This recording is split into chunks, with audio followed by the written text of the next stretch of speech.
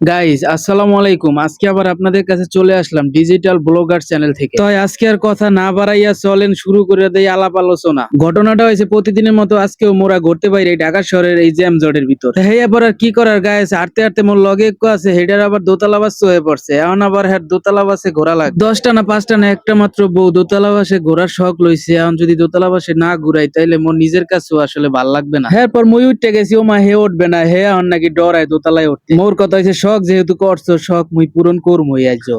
ওই দেখো এখন অনেক খারাইয়া উকি দিয়া রইছে, তাড়াতাড়ি ওঠো, পরে গাড়ি ছাইড়া দিলে কিন্তু সোহে লবণ মরিচ দিয়ে কান্দা লাগে। হে এরপর চলে আইছি মোরা মোর বোর শখের দোতলা বাসের দোতলা। তো গায়েস দেখতেই তো পাইতে আছেন গাড়িটা কিন্তু এককালে ফাঁকা, গল্পটা যে ক্ষীরের মতো জুইমে যাইবে। যাই হোক হে এরপর হ্যাঁ কইলাম নিচে বই অনেক ডরাইছো, আন উপরে আইছো, একটু রিল্যাক্স হও, ঢাকা শহরটা একটু উপভোগ করো। তাই গায়েস ফাঁকা গাড়ি পাইয়া কিন্তু গল্প কিন্তু আর মিস করি নাই, শুরু করিয়া দিছি উড়া দুরা গল্প। তাই গায়েস ঢাকা শহরে যারা থাকেন এরা কিন্তু দোতলা বাসে ঘোরা মিস করে না। ঢাকা সিটিটারে কিন্তু মনের মতো করে উপভোগ করতে পারবে। আজকের মতো গায়েস এখানেই বিদায় নিচ্ছি, যদি বাইসে থাকি আবার পরের ভিডিও নিয়ে দেখা হবে আপনাদের সাথে। আপনাকে যদি ভালো লাগে তাইলে অবশ্যই কিন্তু লাইক কমেন্ট শেয়ার করতে ভুলবেন না।